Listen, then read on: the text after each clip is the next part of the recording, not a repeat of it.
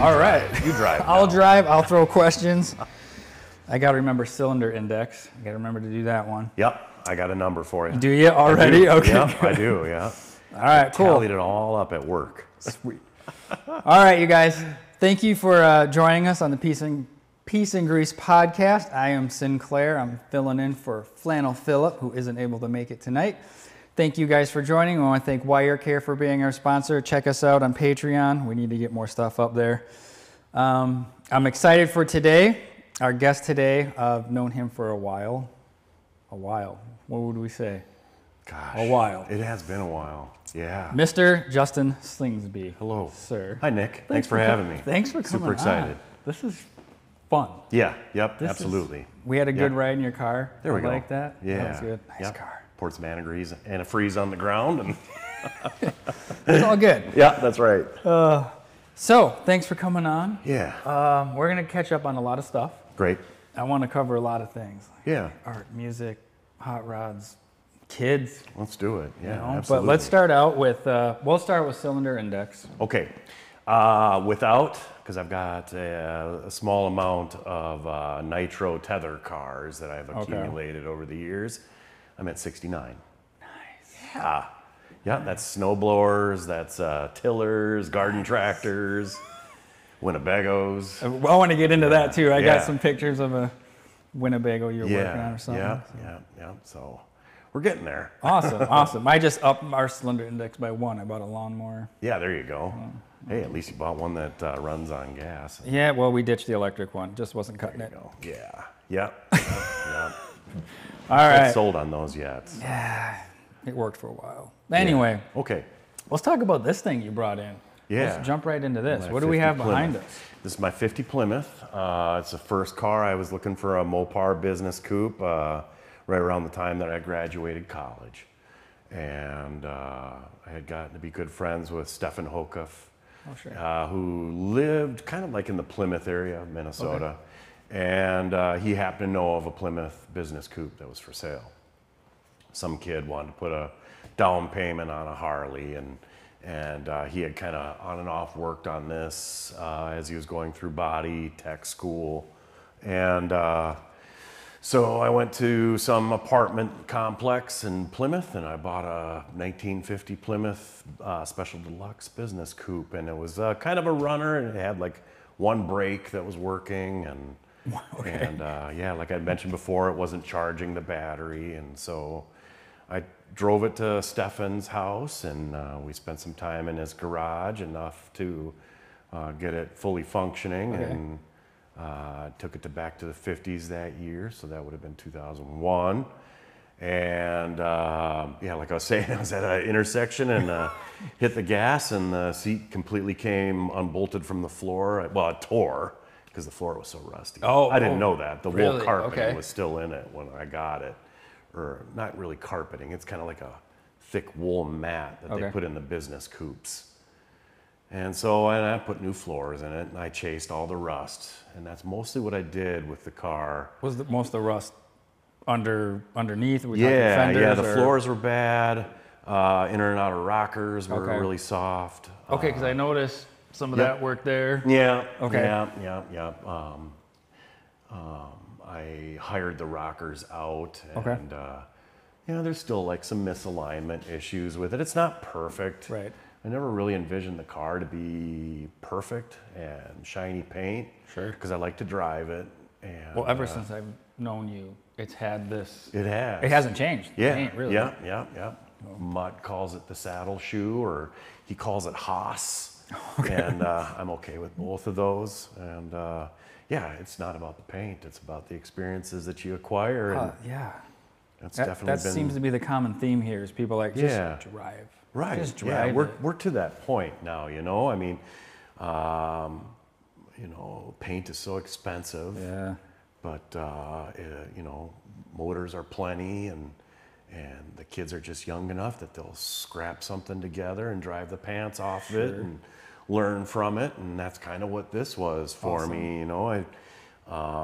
I definitely made mistakes along the way, and I've made better improvements. That's how you learn. It is 100%. Yeah. Because you don't know everything. Right.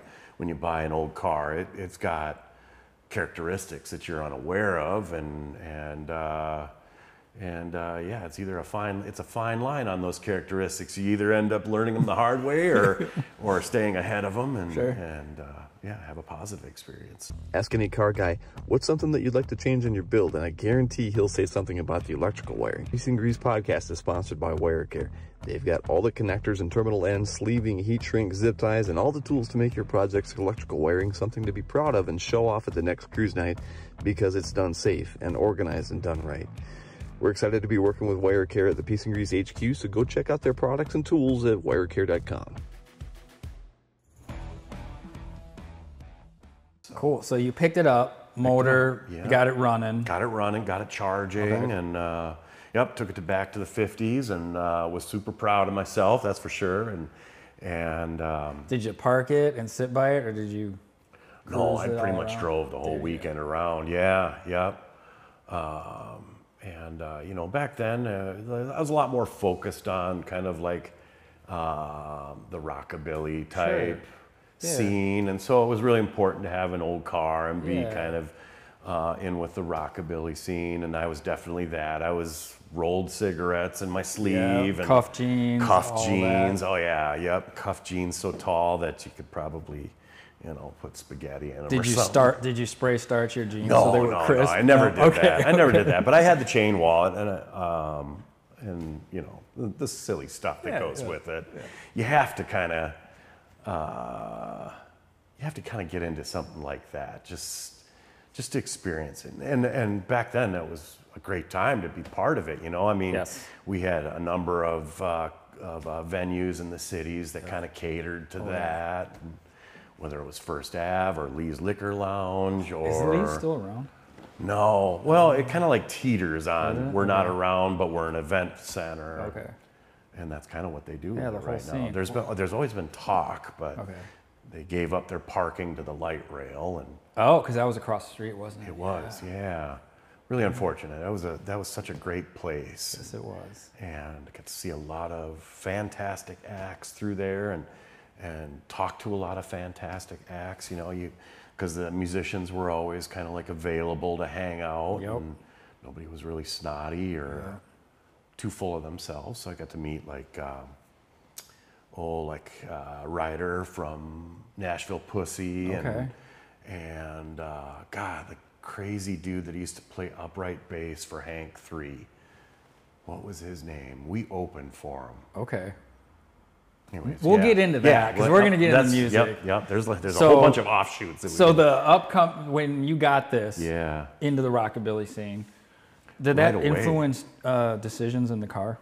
It did. For a number of years, I rocked 2 Social Distortion skeletons on the front fenders. And the whole trunk was pinstriped up to the top. I didn't even notice. You really don't have striping in it. No. It's just nice and clean and sanitary now. Okay. Reborn. So yeah, and at that time, you know, I had just finished college, and I was driving a truck for a Miller Brewing distributor in Menominee, Wisconsin. So how old would you have been then? Let's see, I was around 20. Let's see, so I was born in 75, and so 2001, and I graduated college, maybe 28-ish. Okay. I think so. I don't know. I'm not. I should know. Math was never the strong suit. I'm a Same drawer. age. Yeah, right? I don't do math either. I turned 50 this year, so. Oh, this year? Yeah. I'm right behind you. Yeah, you're 49. 48. Well, I'll be 49 this year. Yeah. So. Yeah. Yeah, man, old. Yeah. My wife keeps telling me, just don't acknowledge it. You'll be fine. Well, okay. I'll try my best. So you picked this thing up, rockabilly era. Yeah. Maybe kind of go into that. Yeah, so saw a lot of The interior, though. Dude, love it. Yeah, it's I not really bad. do. Yep. It's Yep. super clean. Well, I got super lucky and found the seat that was in there. Okay. It was an older couple. They had just picked up like a 50 Chrysler, and they wanted to go the street rod route with it. Oh, sure. So they wanted to put bucket seats in it. And they were both really tall people, so they were meant to put bucket seats in that car just to lower it down. So I got the seat off of them, and it's in really good shape. And I put that in. It did have the flip seat in it because it's a business coupe, so you don't have the back seat in it. Right. And I kind of miss that seat because I could sit more on the floor. But this seat is just so dang comfortable, and it's in such nice shape, and that's more important to me than low riding in a seat. Sure. So the thing that I miss, though, I do have seat belts in the car, and the seat is configured in a way that I can't thread the seat belts through it without making some cuts to it. And Okay. I haven't convinced myself that I need to do that. To do seat belts? Yeah. So I mean, legally you don't, right? No, I don't. Right. No. And I drove this thing for a number of years without seat belts in it. Yeah. I happened to, I drove truck out of Menominee for about 6 years, and my son was born. And right around when he turned 2, I started dating this girl from the cities. And so, and shortly after that, I started doing artwork for Minnesota Hot Rod Hardware. That's how I met you. Yeah. In front of their booth, I Which think, was back like to the 50s. Yep. It was a daily commute from, I was living in Apple Valley at the time, or Hudson. I started off in Hudson, Wisconsin, and then moved to Apple Valley. But both of those, I would commute almost on the daily down to Manorville, Minnesota. Right out here. Yeah. This thing made that trip numerous times. And pretty drive, some of that. Oh, yeah. Yep. Almost killed me. Oh, okay. I was on my way to work, and it was really blowing snow. And Wait, hold on. Yeah. In this? No. Okay. No. Like, I bought. I've never been a big fan of small cars. Okay. I've had 2. I had a Ford Festiva that I got for free from a college buddy, and that was a fun car. Overdrive was burnt out of it, so it was just a 4-speed manual car, and straight off the engine header. There was no exhaust on it, so it was loud. It was irritating. I drove it for a year without passenger side glass in the car, so it wasn't. I'd open the door in the winter and shovel snow out of the interior before I could drive. Just the funnest car. Yeah. And I grew up with maniacs, right? Motorhead maniacs. Sure. And a Motorhead maniac named Brian Scott ended up getting the car from me. And he put this huge propane-powered flamethrower out the front fender on the passenger side. And he ran a master cylinder to the e-brake handle so that he could, quick whip the car around and stuff like that. Yep. And it lived with him for a while. Lots of great stories with Brian Scott. Myself and Ben Bow, grew up in Red Wing, Minnesota. Okay. And it was like, you could still get like a $100 car back then. And they were of decent quality, presentable. And so we would just buy big land yacht cars and take them out and jump them, or, whatever we could, whatever kind of trouble you could get into. Yes. We had a mid-70s Olds Delta 88 Okay. for a while, and God, it was so funny. I was dating this girl, and we had just gotten into this big fight, and she kicked me out of the car on a corner in Red Wing, and I got out of the car, and I could hear this Olds Delta coming down the road, and it was pretty much a turnaround and hop into the Olds Delta, and we went back roading around Lake City and Red Wing, and we ended up finding the perfect, nice little rolling hill to jump the car. And it was, there was like I'm not sure where it was. It was gravel.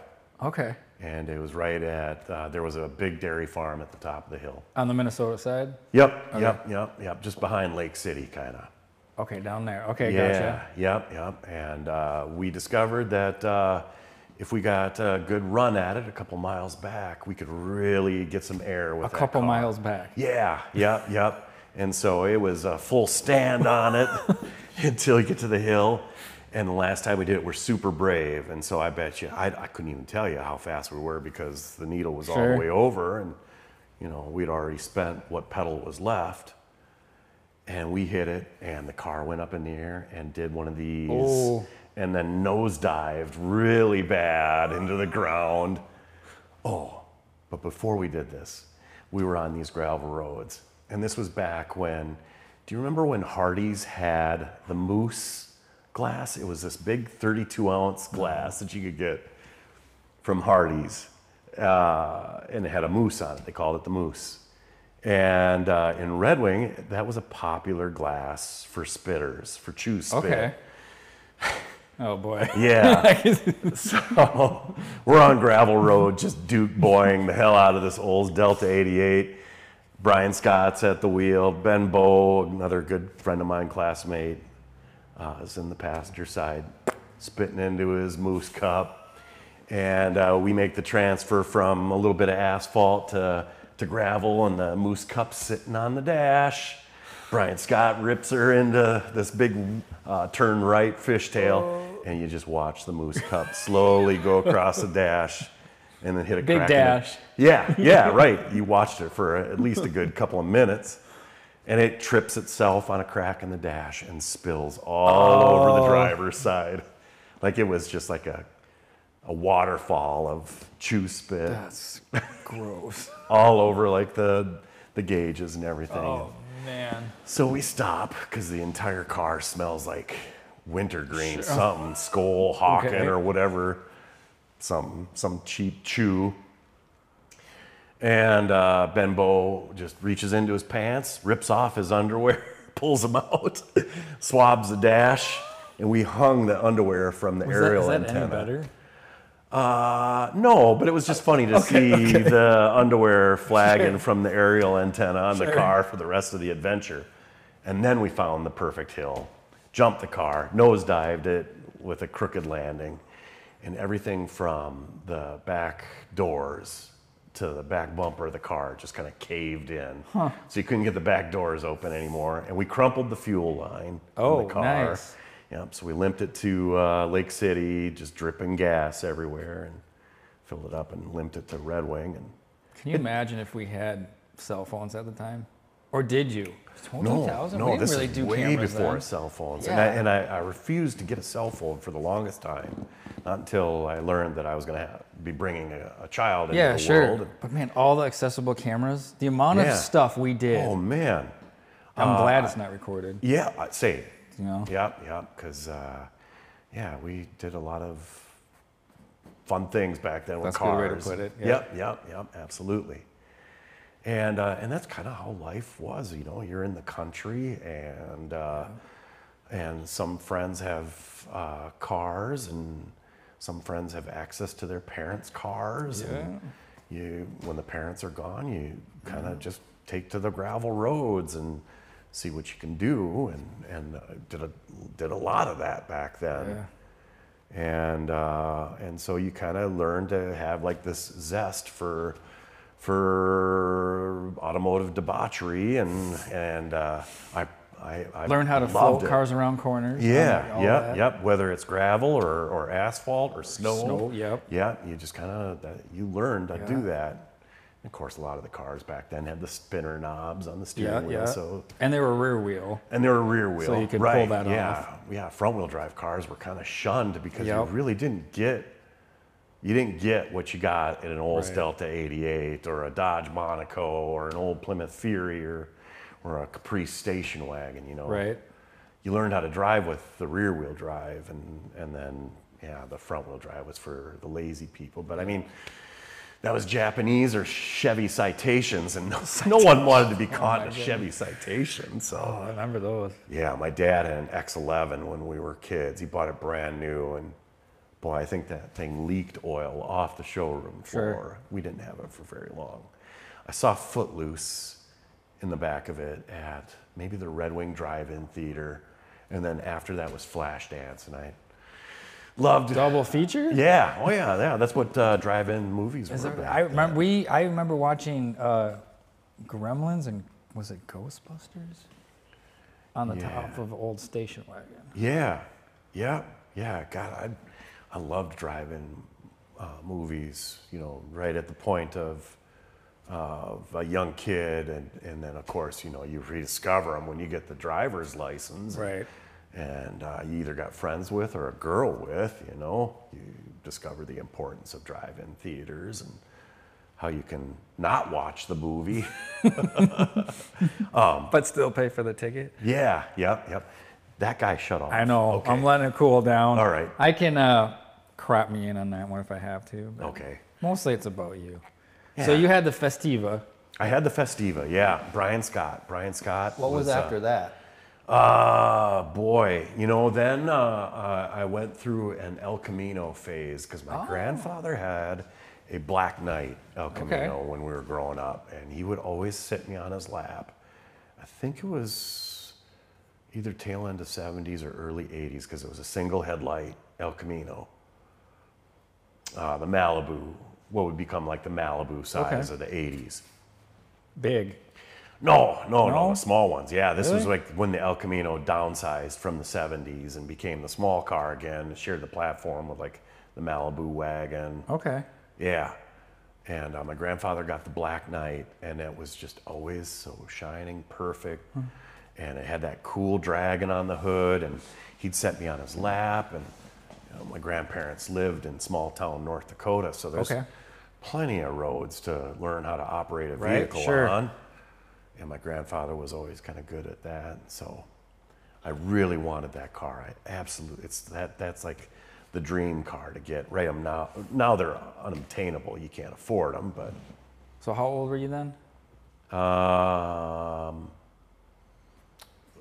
Boy, I mean, I'm still a young kid when my grandfather had it, but completely obsessed with cars. My grandfather, both my grandparents had really cool cars. Like my grandfather from my dad's side, he still farmed in just outside of Fargo, North Dakota, and he kept every vehicle that he had since the 1920s. Really? So tractors included? Tractors included, yeah. Are that what some of those pictures are? I mean, you probably don't know what I got. Yeah, I'm not sure what all Crystal sent you. Let's see what we have. Yeah.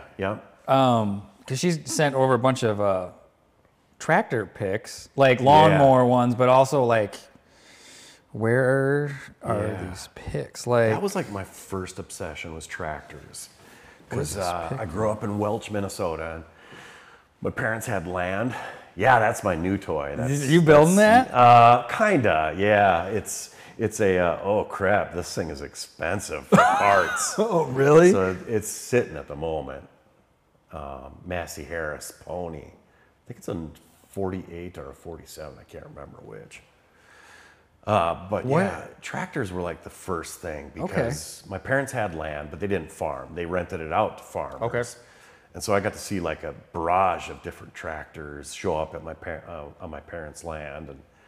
And me being the little boy obsessed with tractors, I was always constantly sitting on the fender while they plowed, disked, cultivated. Sitting in laps? Yep, sitting in laps. Awesome. Walking behind, throwing rocks up onto an old hay wagon because you picked a lot of rocks when you were little, Yeah. So this probably answers my question. Music, art, cars. It seems cars would be the first love, if you... No, they're all pretty much started at the same time. point. All right. Yeah. Yep. My dad is an electrical engineer. Okay. He's smart, super smart. And he built the stereo in our house, and he built the TV out of like these Heath kits that you could get back then, probably out of the back of Popular Mechanics, because that was like a popular coffee table periodical in our family. Okay. And so, boy, I must have been just shy of 10. Okay. And my parents had decided that my brother and I, my brother's 5 years younger, we watched too much TV. So they conjured up the story that lightning struck the TV and TV's broke, we're gonna have to sell it. So the TV left our family, our house. Really? It did, which was probably the best thing that could ever really happen to me because I was bored out of my mind. Yep. And it was time for me to just discover what was outside and available to me. So then, and I was obsessed with tractors. A lot of my family still farmed when I was a kid, and I grew up in that real sweet spot in the 80s, tail end of the 70s, where tractors were cool. And there was tons of different years. I mean, there were still farmers that were farming with tractors from like the 30s and the 40s around me as I was growing up. My grandfather farmed with Twin City tractors and Minneapolis Moline and he had a huge case tractor, and that was kind of what we did is my brother and I would get shipped off to the grandparents for the summers. He'd go to one set and I'd go to the other, and then we'd switch halfway through the summer.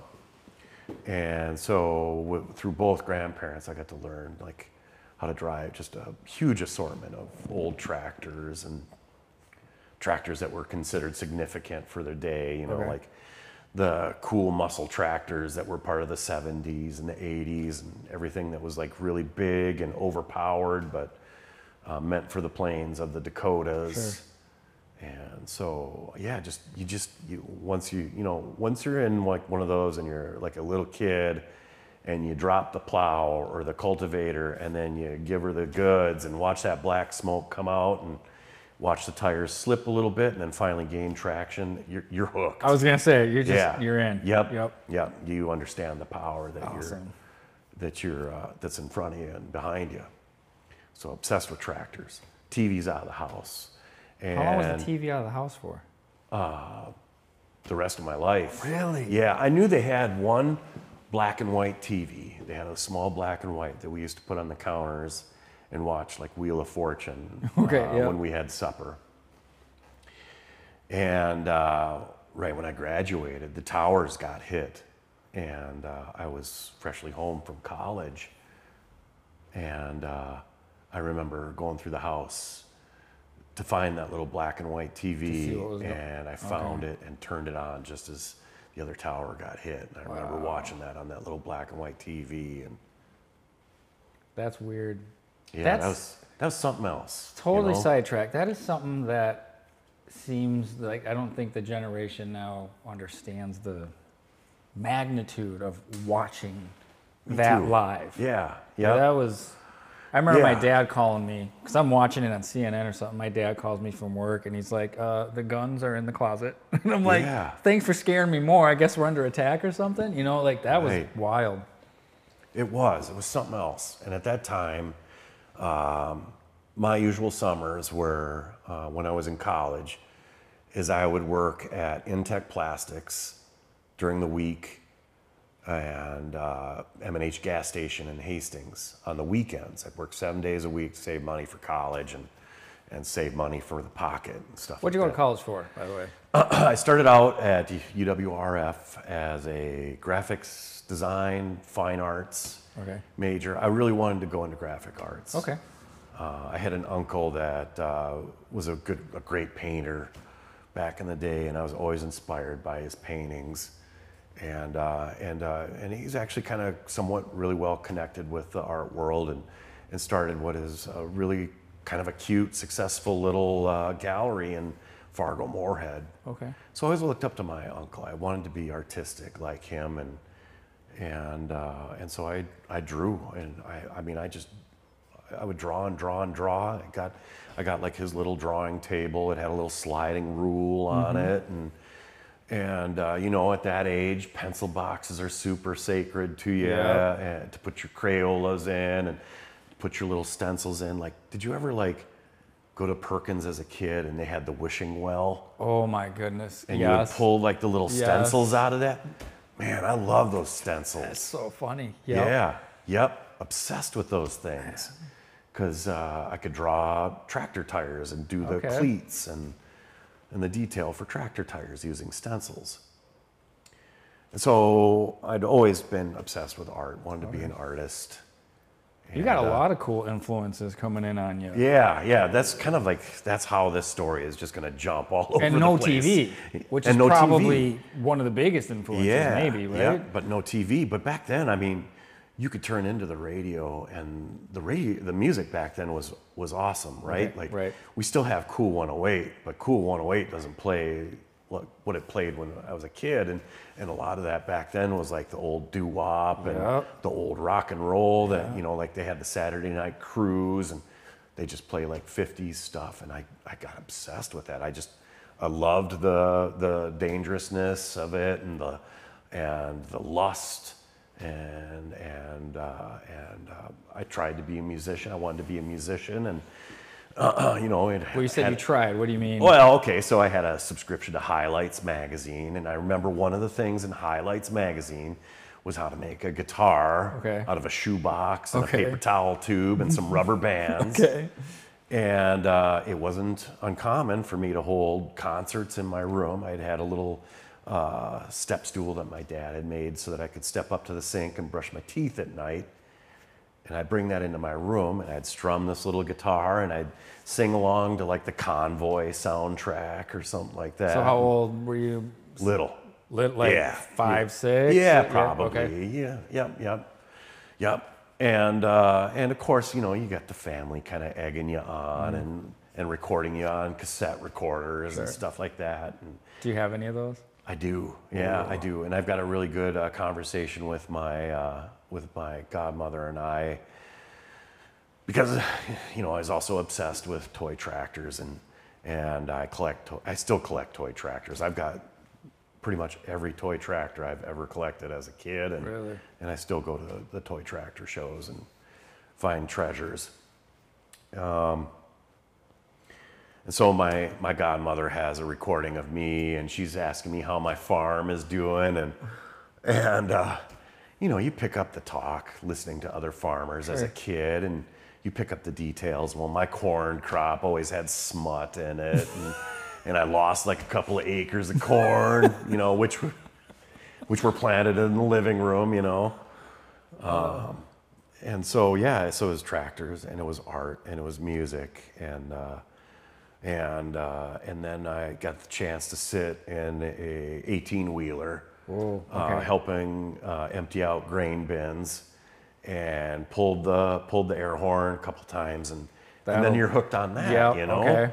And you're hooked on watching the guy roll through the gears and splitting the gears. And so then I was obsessed with semi-trucks and big trucks and heavy equipment, and that's kind of just how it always was through school, and it still is that way today. And, you know, out of college, I drove truck for Miller Brewing Company as a beer man, and loved that. You know, I just graduated college, and I was living in Menominee still, and I roll up to this intersection, and there's this black International beverage body on it, and it's a Red Dog truck. And I'm like, I'm gonna drive that thing. And I tracked down the company that owned it and started up from the bottom. I started with loading trucks, and through them I got my forklift certification, and then through them I got my CDL and learned to drive, and I drove beer truck for 6 years. In the Menominee area? Yeah, Menominee. I think the farthest we would go up is to Amory. So we'd Okay, drive yeah. up to Amory, Yeah. and then we came down to Hudson, and we did like Maiden Rock and everything up almost to Red Wing. Right so over here, yeah. just amazing back roads through Oh, Wisconsin, you know. Oh, dude, love and, Wisconsin. yeah, same. I really do, and I love the country roads just from growing up on them. And If you find a gravel road in Wisconsin, you've found a pretty desolate road. You found an because they're adventure. always paved. They out are, there. yeah. It's really hard to find gravel Yep. roads in Wisconsin. And I think that's why I liked it so much, because I grew up on a gravel road, and you know, every vehicle that I had that was of value to me, 2 miles of gravel is about a half-hour drive at like 5 miles an hour. And, you know, because you just spent all day washing your Yes. 80 Buick Yeah. LeSabre, or your 83 Yep. Pontiac Parisian, or your 95 And Dodge you Dakota. just hear those rocks dinging off everything. Oh man. Yep. Yep. Yeah, and a 78 El Camino that I eventually acquired down the way, which was just like the sweetheart for me for a number of years.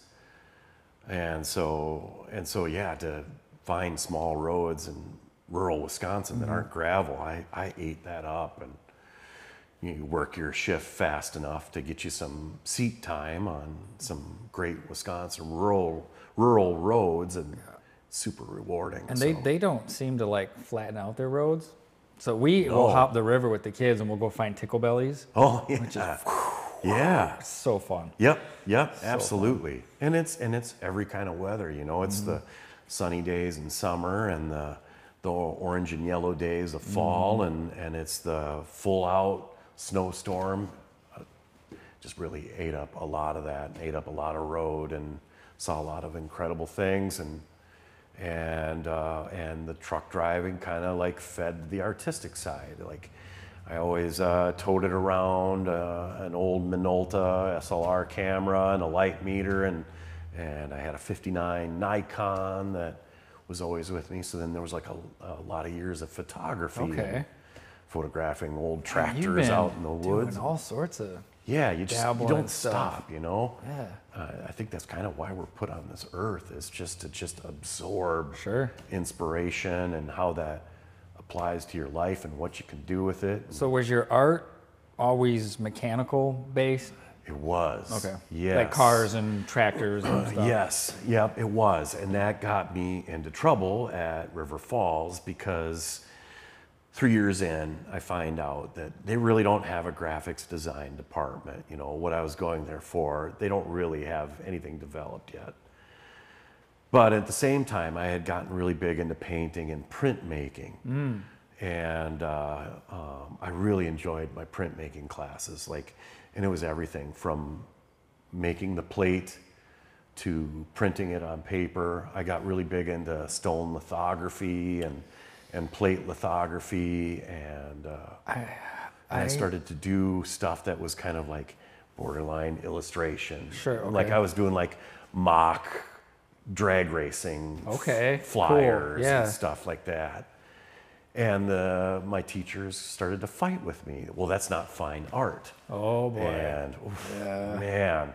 And they started to kind of give me lesser grades because of it. And so I started to doubt my my time at UWRF River Falls. I wanted something better. I didn't want to be a starving artist, which is not like, that's not a bad thing. It's just that I wanted to do something, you know. Sure. I wanted to do graphic design, or that's where I learned about industrial design. Okay. And UW Stout had an industrial design program. Yep. So I switched to Stout. Okay. And you know, by that time I had taken care of a lot of my generals at River Falls, and so Stout was mostly just my design classes. So would that have been like 99? That was 97 that I took a year off. I found some odd jobs, ended up at a meat packing plant in the winter. That'll motivate you to go back to school. Oh, that was it. That's all I needed. Yeah. Even though I had some of the best ground beef ever. But yeah, I worked as a dicer for Alliant Foods in Cannon Falls. Falls, all right. Yep. It was a business that made institution grade meat. Okay. So, you know, so you were toting like a big potato sack full of meat slung over your shoulder. You'd climb up the stairs to like this dicing meat extruder machine, and you rip open the bag with a baling hook and dump it in, and you do this until the machine's full, and it's got quite a big hopper on it. And then you stand at the base of the machine and run it off of a foot pedal, and based on what you're supposed to be producing that day, whether it's a sausage or an extruded meat into a casing or a diced meat used for soup, you learn to hate it all. So you're like, I'm going back to school. So I went back to school. So you go to Stout. So what year did you go back to Stout then? So that probably was 98, tail end of 98. I just missed you. Yeah. I was there like 96, 7. You know, I don't think I ever knew that. That's funny.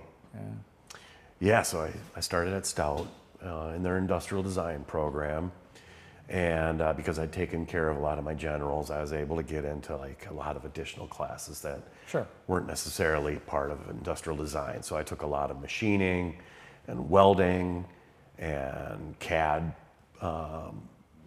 classes and SolidWorks classes and manufacturing process classes, and really enjoyed a lot of that. I got back into drafting, and at that point, drafting was kind of making the change from the hand-drawn stuff on the tables to CAD and CAD R14 type stuff.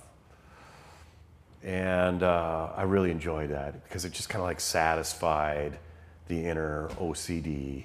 Okay. And and really enjoyed my time at Stout. I really felt like I could have been like a big competitor in industrial design. And then of course you graduate and the trade towers get hit, and that just kind of like That changes a lot. sure It was super did. hard for me to find work, and the unfortunate thing is I never did an internship. I really wish I would have, but back then internships weren't paid. You know, that was free.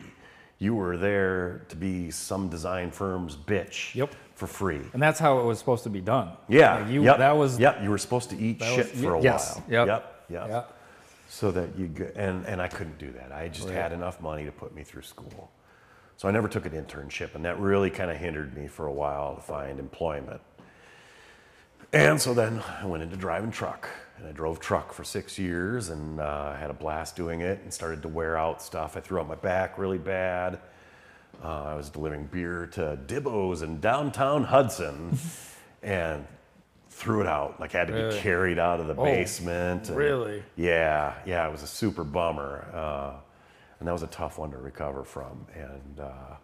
And around that time, I started to have a lot of problem with my wrists, stuff, just from pushing a beer cart down steps. And, you know, whether you had 2 kegs on or 3 kegs on or 24-pack cans on that cart, going down steps just really takes a toll on everything. And So while you're at Stout, then you're trucking for 6 years. Are you still cars? Or do you have anything? 100%, Are you doing yes. music in a band or what? I'm renting. I'm not much music yet. Okay. But I'm renting a small house in Menominee. Okay. And when I was at River Falls, I had the chance to share a life drawing class. I think it was a life drawing class. It was either that or just regular drawing. I met this other artist named Aaron Caswell. And at the time, Aaron Caswell is a poster artist for First Avenue. That was always my dream job. Oh man, so he got me in on that. And I drew for First Ave for the rest of my time at River Falls, all through Stout. And for a while after I graduated, I got to do a lot of great posters, a lot of 7th Street. Sure. You know, but I had no problem with drawing for the entry because that I'd go see the band and get to see bands that I'd never heard Paid of. gig, paid artwork? It was, okay. not much. I mean, we're, you know, 'Cause I mean- 30, 40 bucks a poster. Sure, okay. You invested way more time and development into making an attractive poster for the place than you got paid. Sure.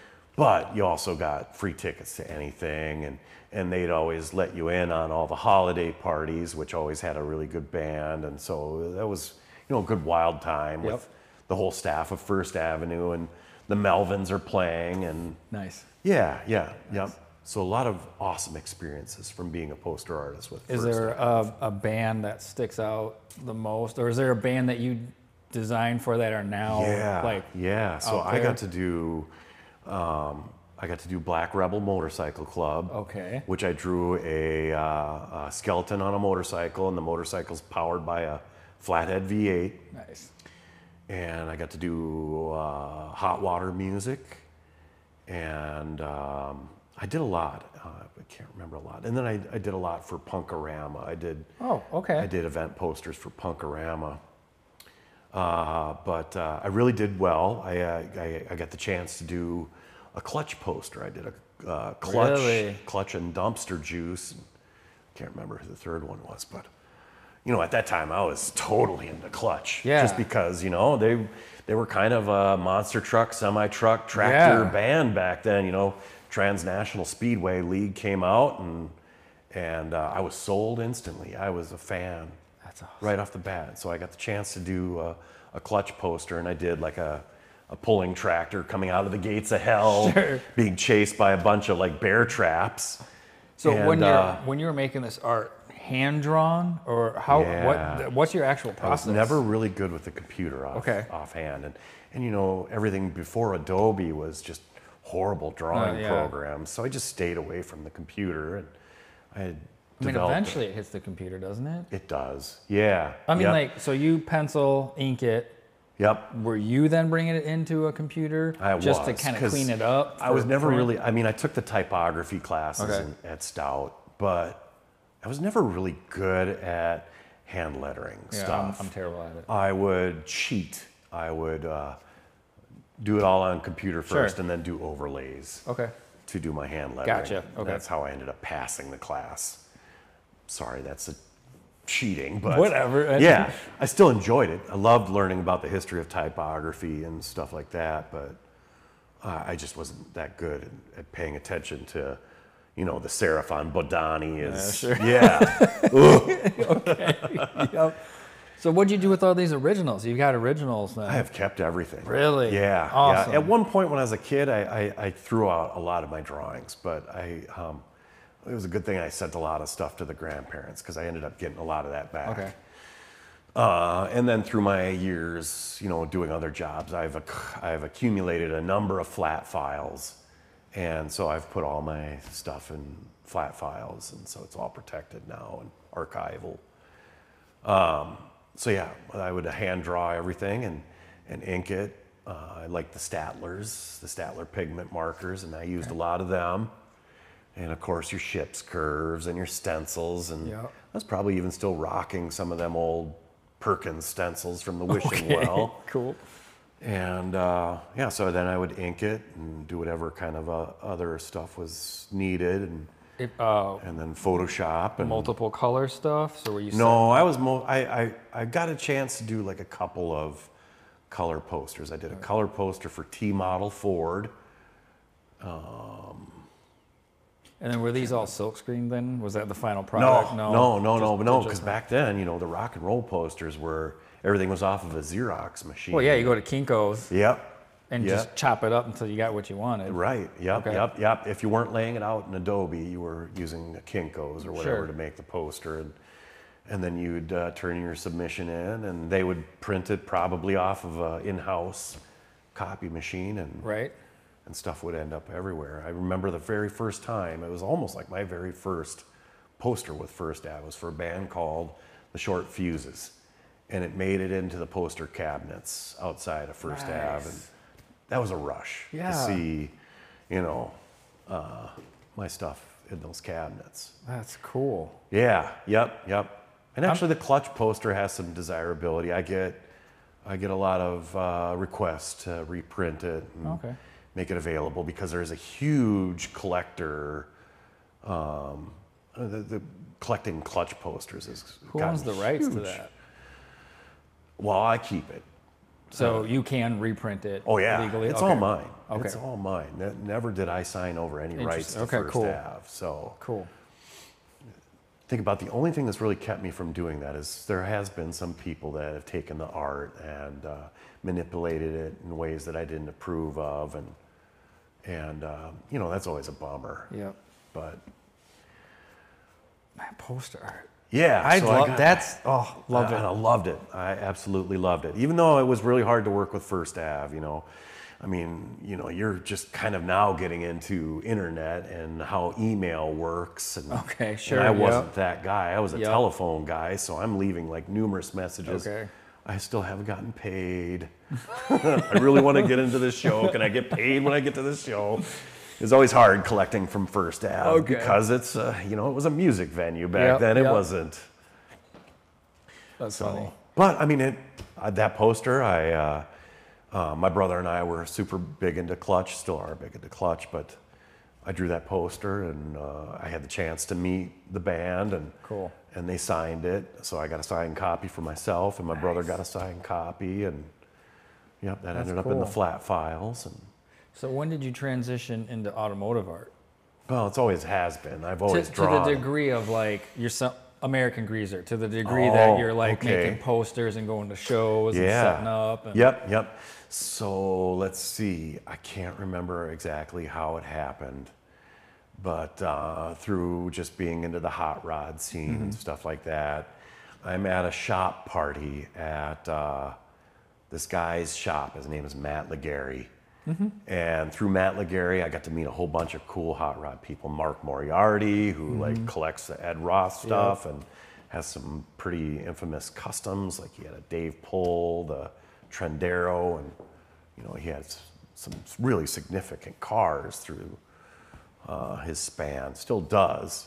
So I get to meet Mark Moriarty, and I meet John Trenton, who's kind of like the local hero, you know, driving down to Paso car show and his own stuff, and his documenting of Paso back then, and meet John Trenton, and I meet Jeff Tuckner, who, you know, I was just enthralled with because, you know, at the time that I meet Jeff and I meet Matt Legary, well, then Hot Rod Deluxe is coming out, and that magazine, that was it. That was me. That was other dudes who didn't have a whole lot of money building cool cars and DIY and the, you know, the music scene that came with that, and a bunch of lowbrow artists that kind of like came to the light, like Coop and Dennis McPhail and Alan Forbes and, oh man, who was the guy that started Man's Ruin? Frank Kozik. Oh, sure, yep. You know, and all those guys, all those guys just became obsessed with, because that was me. You know, I wanted to draw the cute girl, the busty girl hanging out of the car, kind of doing the Ed Roth thing, the slamming the gears and the pulling the front wheels and the smoke, and that was who was speaking to me big time, and so I got to develop these friendships with these people who were like-minded and just as obsessive with this rising scene, the music and the debauchery and the flamethrower exhausts and you know, and so it was an awesome time. You know, I started hanging out with this Jeff Tuckner dude who's got this old shoebox that's primer black with like these crazy layered seaweed flames on it, and it's running a pretty hot little flathead in it and flamethrower exhaust, and man, I can't tell you how many times we got pulled over in that car. Really? Yeah, because it would bottom out on anything. It would have bottomed out on the back of an ant. And so we're constantly ditching manhole covers in Menominee. And of course, the cops think you're drunk when they see you driving an old car that erratically. So they constantly pull you over and harass you. And what's this potato car doing? And you know, and the craziness still lives in the background. You know, we're still running the flamethrowers until the pipes are glowing red. And I remember one time we're sitting in the Walmart parking lot of Menominee, and we're just running the flamethrowers. I'm having a cigarette because I smoked for a number of years, and having a cigarette. We're just watching the flames burble out of the tips. And I probably had the camera on a tripod, and I'm documenting Jeff and I being badasses around this badass shoebox. Sure. And in the distance, you could start to hear the sirens. And so somebody had called because there's a car on fire in a Walmart parking lot. And we're like, those sirens might be for us. And so we quick hop in the shoebox. And at that time, he still had a little tape deck hitched up to some speakers in it. And I mean, he turns on the radio and it's Del Shannon, Runaway, and my God, dude, you just feel like you're indestructible, right? Because you're like, you're grinding rocker panels on the ground as you're trying to get away from the cops, and Del Shannon, Runaway's playing, and you're in this badass shoebox with this other crazy dude, and yeah, you know, you just... Did he go to Menominee? Yeah. Did he and I were industrial design. Okay. Yep. We lived, I never got along well with roommates, so I always had a single room. Okay. And Jeff always had a single room too. And what hall were you in, do you remember? North. North you Hall. Yeah. So the bridge, right? No, or is that south? North Hall was like kind of where 29 comes into Menominee. There's a laundromat there. Okay. And then right across from that is North Hall. Okay. Oh wait, yeah, there was a student bridge around there somewhere. As you came into town, depending which way you came in, there was like a bridge that went over the main drag. Yes. We used to skate that and get in trouble. But Yeah, that makes sense. That campus was kind of strict back then. It was long like separate, very broad campus.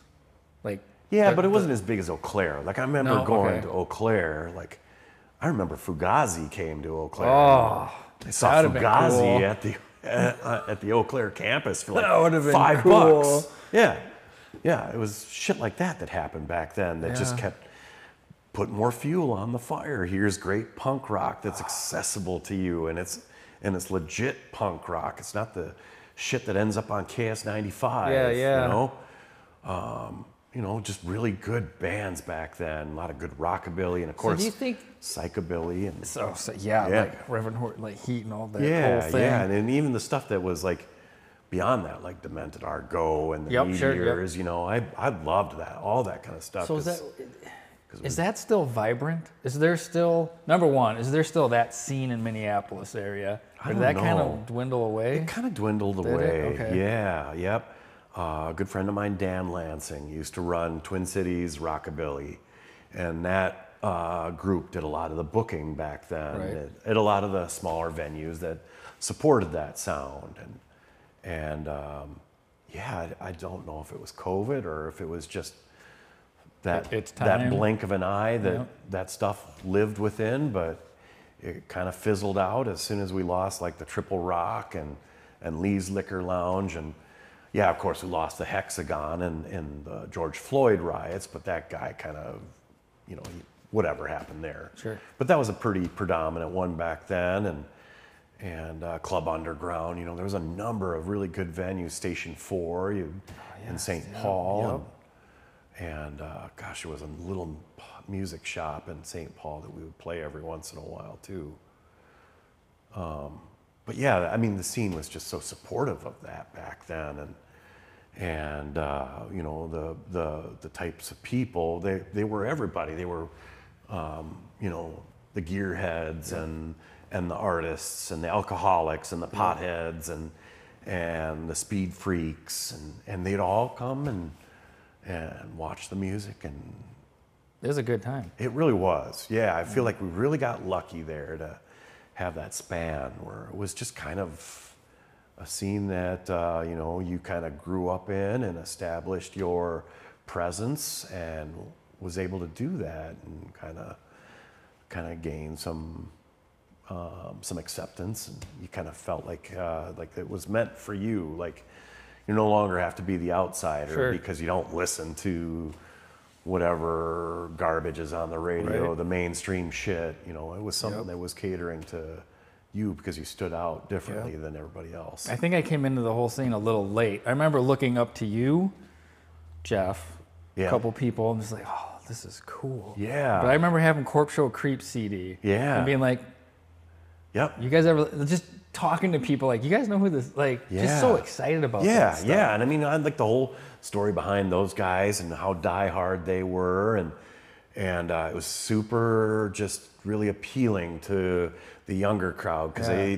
they for once they could see it could be done, you know, and it could be done all over the U.S. and it could be done in other countries as well, and that whole scene was just so supportive back then And for that type it of didn't seem to be just development. here.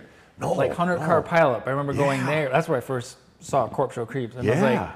like, the whole scene was there. Or Bulletproof up in Detroit. Yeah. I think it was Detroit. Yeah, Wherever we yeah, were. the one that we did in Michigan. Yeah, like it was. 100 Car Pileup, the Cheaters show in Milwaukee, you know, and Bob Bleed. I mean, obviously, he had his hold because everybody was so crazy for Jade Idol and whatever else he was in before that. You know, there was like a lot of like really good contributors back then that were super into the traditional cars and the customs and the scene and the art, and you know, there's so many awesome contributors that I'm really thankful that I got to kind of help bring the scene to life. Yeah. So You know, because of back that. to that. Yeah. Doing shows and selling your work. Yeah, so then I automotive meet stuff. Matt Legary and I meet Jeff Tuckner, and Matt Legary says, you should be, because he sees my First Avenue stuff, which at the time, you know, I'd drawn like the Boot Hill Express model kit. I drew it for the band 16 Horsepower, which, I mean, you remember the Boot Hill Express as a kid, that was a pretty extravagant model kit. And so Matt Legary sees like some of my work and he's like, you really should be putting this on t-shirts and selling it. And that kind of like started the whole spark. And what year was that? Oh boy, I couldn't tell you. I was probably getting close to 2001, Okay. tail end of the 90s, early 2000s. Okay. So yeah, Matt goes in on a t-shirt order with me and he helps me get American Greaser off the ground. And our very first show is the Cheaterama in Milwaukee. Nice. And him and myself and Stefan Hokuff, we all drive out there and with a box full of T-shirts and didn't even have a table. We had to like finagle a table out of a nearby Fleet Farm, which was a funny story. Was it a Fleet Farm or Farm and Fleet? It might have been a Farm and Fleet. Okay, Whatever's over by Yeah, Milwaukee. Fleet and Farm and Farm. And so we find a pair of like collapsible legs for a table. And that's how we were going to do it. We were going to put the legs underneath some plank. Okay. And so we find the collapsible legs because we don't want to pay for a table, you know. We want to DIY something. And so they happened to be building displays, and they were building these shelving units for your garage that had masonite chipboard shelves. Okay. And they're almost done with one, but they've got this chipboard shelf, and it was like the perfect table size. It was like 24 inches across and 5 feet long, something like that. And so we pick this up from the display and walk up to the front with our folding legs for the table and this top. And we're like, Randy says that we can have this. And the girl at the counter is like, who's Randy? Oh, man. And we're like, yeah, Randy back there. He's like back there. He said that we could just have this. And so Stefan Hokuff, Matt Ligari, and myself just work on this girl and finally convince her that we can just have this sheet. So we assemble my very first table for American Greaser at the Cheatorama, and I put my T-shirts out on it and sell T-shirts. And that table pretty much stuck with me through the whole like American Greaser. Nice. Yeah, yep. Probably brought it with the Bulletproof. It was the one that had the car art on it and was pinstriped by, I think Stefan pinstriped it. So yeah, so then I do Cheatorama, and I do really well at Cheatorama, and from there, then it started to do 100-car pileup because that was the next up and coming. You know, I started off in Sycamore where that show first started, which was just, I mean, that was awesome. It was a body shop out in rural Illinois, and here's all these great traditional cars showing up, and these bitchin' customs and really cool, like period correct Harleys and stuff like that.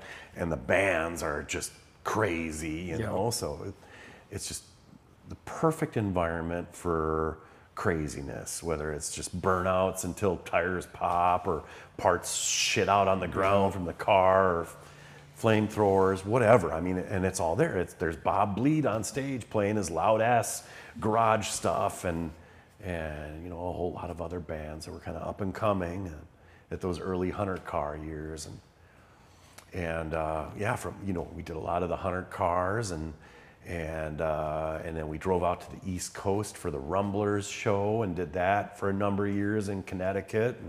And So when I first met you, it was in front of Hot Rod Hardware, yeah, and it was at 50s. I didn't know anybody in the scene. I'm just trying to get my foot in and be like, hey, I draw cars. I don't know. And you were like, hey, I'm going to a show in Connecticut. You want to ride along? I remember that. Yeah. I'm like, no. Yeah. I remember being so intimidated. Like, I don't belong here. No, that's not it at all. That was, you invite, yeah, I remember that. That was, anyway. Yeah. So you started popping around doing shows. Yeah, yep. Did you ever go out west with it? Did, yeah, yep. We did the Ed Roth Memorial. Oh, okay. And man, was that ever something else. Okay. 'Cause I do like the West Coast. I love the quality of cars that are there. It was a little weird because, you know, because it's a bunch of trailers that show up like 3-4 blocks that way, and then they drive into the event. Gotcha. So it was kind of strange like that. But I mean, it kind of like showed like how the traditional hot rod is so important to this culture. Oh, okay, so yeah, they might not have been driving them to the show, but they're showing up with like these beautiful flatheads with these beautiful thick stem parts on them and parts that you'd never heard of before, and before you know it, somebody's talking about Von Dutch, and then out comes knives that Von Dutch made, and little one-shot pistols that Von Dutch made that somebody happened to have, and then what the heck was the guy's name? Ricky. Not Ricky. He was the drummer for Poison. Ricky Rackett. Yeah. Okay. That's it. Okay. Yeah. So he shows up, and he's a pinstriper. Really? Yeah. Yeah. The guy was totally big into the culture back then. Interesting. Yeah. Yep. And then a couple of like, because the Jesse James show was like Sure, really big that back really- then. Yeah, yep. so they had like that big that hearse that was kind of like wedge chopped and big blower motor, and they had the pecan tree shaker there. Oh, the Monster Garage. Yeah, whole Monster thing. Garage. Yep. Yeah, a couple of that stuff shows up, and Reno Roth is there, and he's with some bubble top project Okay. that Ed Roth had never finished, but he's there and with that car, and Keith Wiesner is there, and Yeah. I mean that was just so cool to be amongst those people and to see the caliber of the cars that show up out there, and it was just kind of it was cool. I love the East Coast. I really appreciated the East Coast shows over the California shows, mostly because East Coast they're like, I went to the Rumblers show. Oh, I'm sorry. When I said Rumblers in Connecticut, it was the Road Agents. Okay. But I went to the Rumblers show in New York.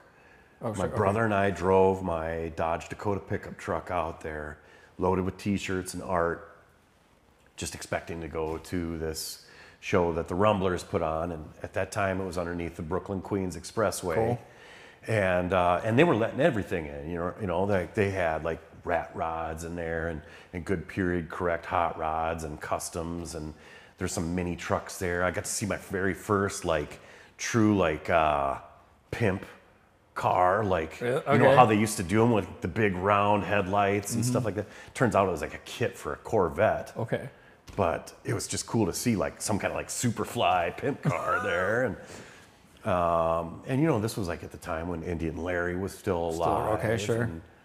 And so my brother and I show up at this show, and we drove all night to get there from Menominee, Wisconsin to Brooklyn, and the first thing we're welcomed was with a plate of freshly cut tomatoes that somebody had grown on their fire escape.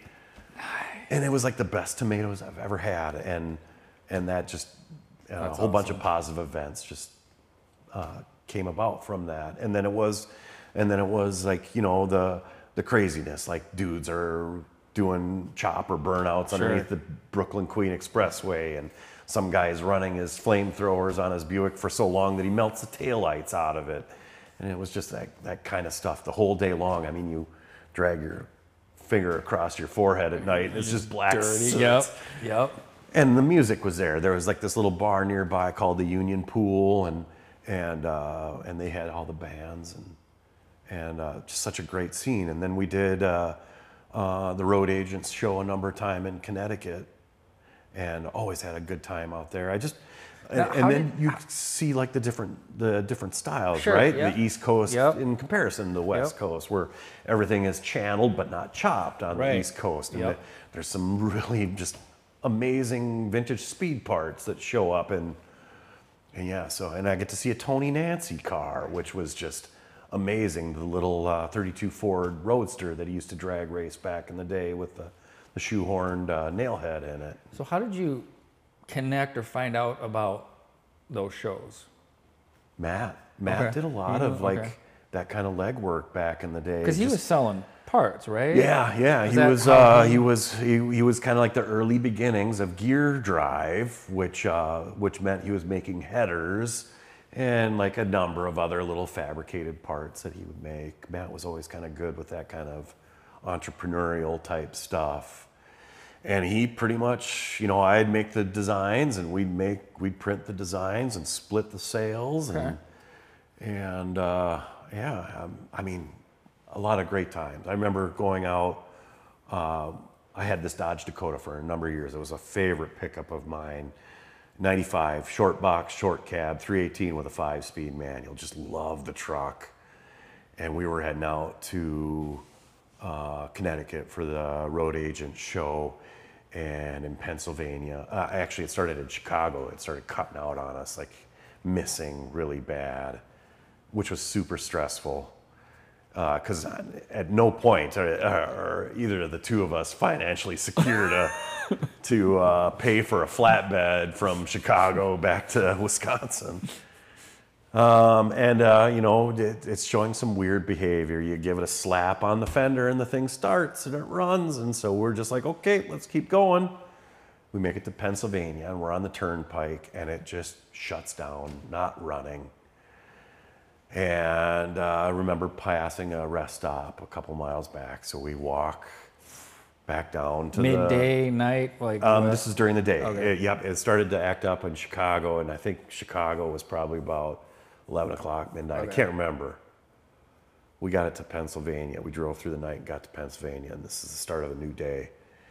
And so we walked down to this rest stop, which, you know, this is pre-cell phone, so no cell phone, but there's a pay phone. And so we look through the phone book and find a Fix-It garage somewhere where we were in Pennsylvania, which, you know, you're on that turnpike and you can drive for quite a while without seeing the other lane. Sure. Because it just cuts through the wilderness of Pennsylvania. It's an amazing drive. If you ever get the chance to do the turnpike through Pennsylvania, you'll see some scenes, some sights that you didn't think were possible. So we call this small Fix-It shop, and the guy shows up with a roll-off, and he loads my truck on the back of the roll-off, and we take the adventure down from the turnpike into like rural Pennsylvania, and that was like it was just like straight downhill, like into the valleys. We end up at this small town, and it's a has-been town, and he's got a garage in this has-been town, and he's big into dirt tracking Mopars, so he's got like a Volare or an Aspen or something like that. And he's like, you know, I just read a service bulletin on these 95 Dakotas that some of the flux is bad on the wire harness, and the soldered joint shatters. And it always happens on the driver's side inner fender well. And so Really? he unwraps a section of my wire harness. I hop in the truck and he grabs it, wiggles it, and the truck fires right up. So he makes a repair, gives me, solders up everything. Didn't charge me anything for the tow. I mean, put my truck up on his roll-off and crossed over the turnpike down to this rural town to get me running again. So I'm unloading shirt after shirt and print to this guy, and we're on our merry way back to Connecticut. And I think that was the very first time that I sold in Connecticut. One of the times that I did it, no, this was when my brother and I were to the Rumblers show in New York. We just hit the turnpike in Pennsylvania, and it's probably like 3, 4 in the morning. And instantly my rear view mirror is just full of semi-truck lights, and they go by us like we were sitting still. Really? Sure enough, it's like NASCAR trucks. Nice. And that was awesome, because we're like 110, 120 through Pennsylvania at that time of the day, keeping up with these NASCAR haulers. That's crazy. Dude, that was a rush. That was an all-out rush, and you weren't keeping up with these trucks. It was, you know, and that just feeds to the obsession of the semi-trucks, the tractors, the art, it's all the music. fits together. Yeah. It's a broken record. And It just keeps going around. yeah, it does. The scene out here, though, Midwest, Yeah. a lot of cool shows here. Yeah. 50s, the Mess Around for a while. Yeah. When I had the chance to be with the Lucky Bastards, and we started the Mess Around, and you know, that was a really big risk because we all did it with like $100 in our pocket. It's always a risk, it seems. It is, yeah. I never made money putting on a show. I don't know if the show ever really made money. By the time I was removed from the club, you know, I think there was maybe 2 more years at that venue, and then the show stopped. But it was still a great time while we were doing it, because then we brought like... Because the bands played right on the bowling alley, didn't they? They did, that was cool. Memory Lanes had punk rock bowling back then, and they'd set up a stage on the lanes, and they'd play music. And we got... You know, we were lucky enough to get Electric Frankenstein to come to Minnesota and play that show, and that was a big deal to us. And we had Nick Curran play that show, and that was a super huge honor. I mean, rest in peace, Nick. I mean, the guy passed from throat cancer, but boy, could that guy wail. And he just put on this excellent show, and God, we had one other band, Goddamn Gallows. Okay. They didn't show up to the show. They were totally late. I thought we were a late night show. So they ended up playing. We ended up at one of the club members' houses after the show, which is kind of like how we always did a rap party Sure, for the yeah, mess yeah. around. And the Gallows show up at his house, and they played in the basement. Awesome. Yeah, yep. So, okay, segue then. Yep. How'd you get started? What was your first band?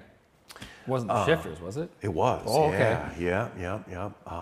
So how did that all So come I together? met Eric Johnson, because Eric Johnson was kind of like tied in with the punk rock scene and the psychobilly scene.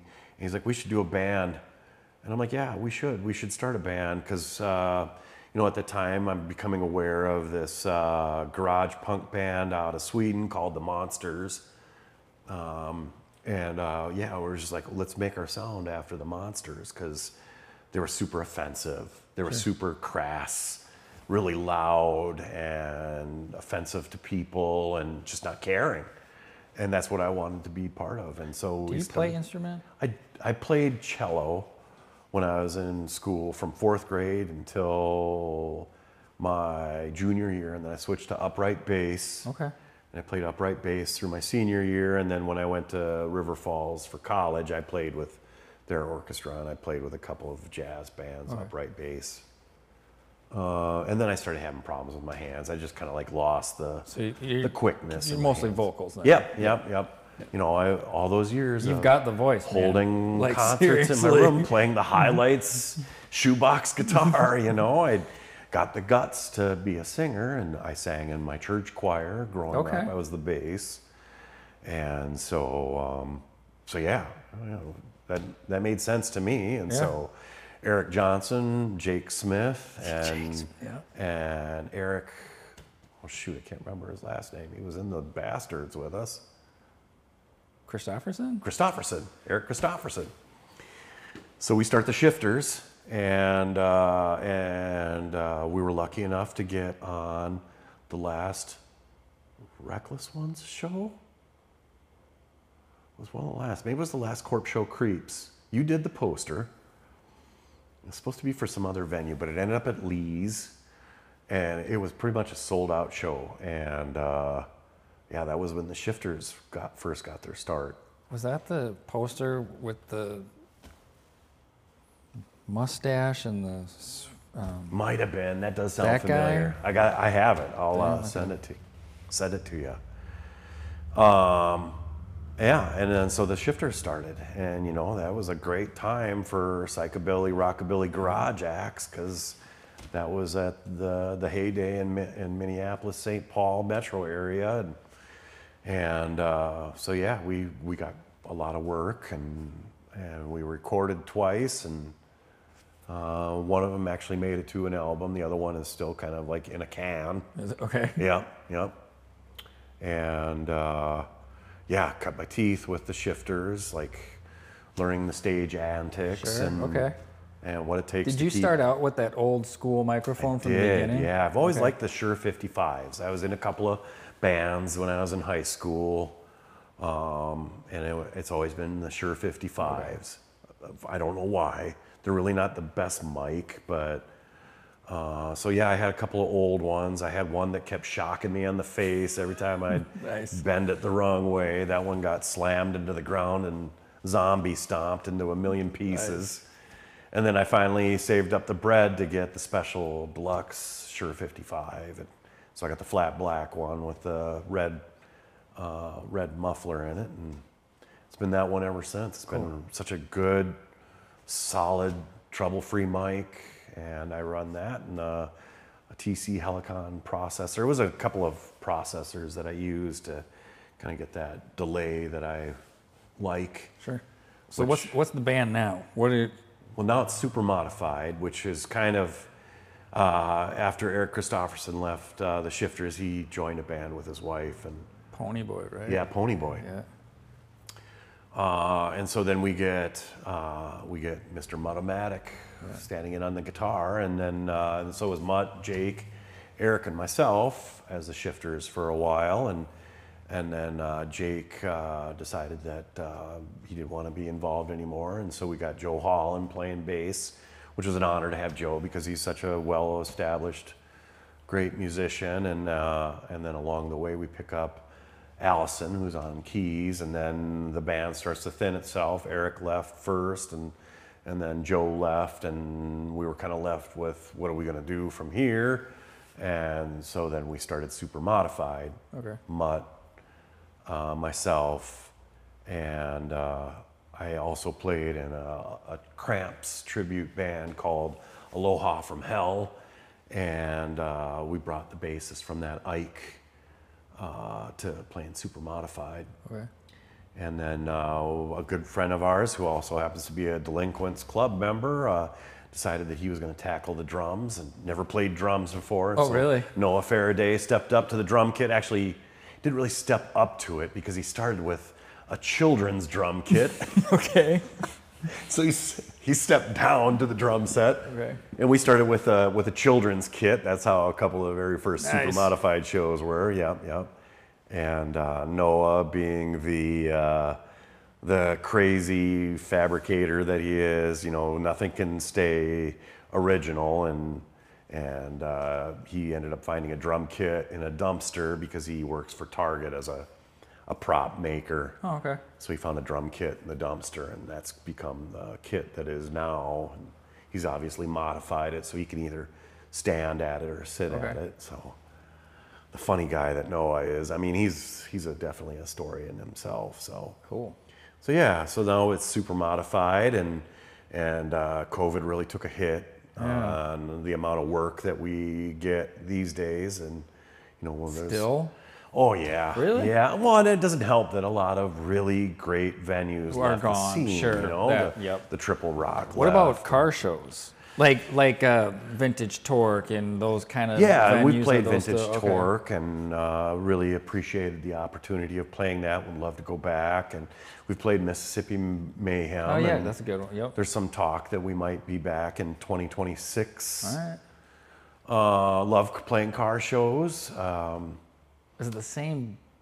You get the same vibe at a car show? I guess it depends what time of day you're It playing. all depends, right? Yeah. I mean, it varies. Super Modified is just palatable enough that the parents will show up and let the kids dance. Okay, that's cool. And so that's always fun. Yeah. Like we were playing North St. Paul on Friday nights there, that car show.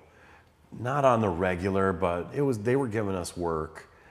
And that was always kind of a fun test bed market, because it was everybody that, from hot rods to brass headlight era cars. And so yeah, it was like a wide range of people that liked it or hated it. Okay. But there was kids, and it's always fun to watch the kids dance to your music. Because you Because kind you of kind of feel like you're kind of like showing them, you can do this too. I was gonna say you're Yeah. kind of now. Yeah, exactly. Yeah, That's cool. Yep. And I've had both my kids on stage and enjoyed that. Loretta is a little bit more shy. I've held on to her and sang. Yeah. How is that? Having a daughter? Yeah. Oh my gosh, dude. How old is she now? 4? She's 5. Okay. Yeah, will be 6 in September. And I mean, it's amazing. It's amazing in the fact that I love being a 100% devoted dad. I didn't get that chance with my son because Okay. he was through another relationship, and she wanted to have the payout from she wanted the help. Yep.